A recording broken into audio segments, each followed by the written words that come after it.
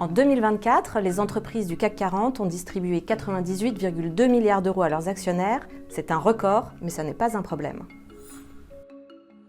Ce montant a été évalué par Pascal Quiri et Yann Le Fur, deux professeurs à HEC qui sont aussi les auteurs du Vernimen, un ouvrage de référence en matière de finances d'entreprise.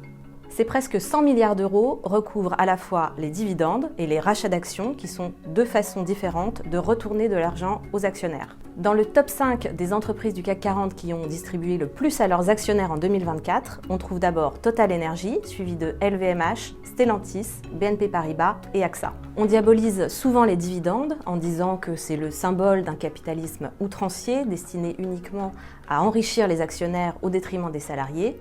La réalité est tout autre. D'abord parce que, en réalité, le dividende n'enrichit pas l'actionnaire. Une fois que le coupon est détaché et versé aux actionnaires, le cours de bourse s'ajuste mécaniquement. Ce qu'il perd d'un côté, il le gagne de l'autre. Les deux auteurs du Vernimen proposent le contre-exemple parfait.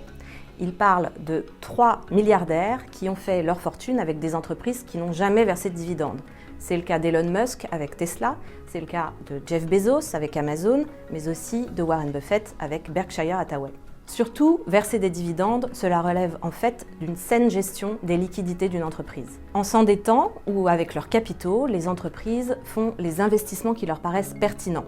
Ça a été d'ailleurs encore le cas en 2024, puisque les entreprises du CAC 40 ont réalisé des investissements records avec un montant de 117 milliards d'euros en hausse de 22%.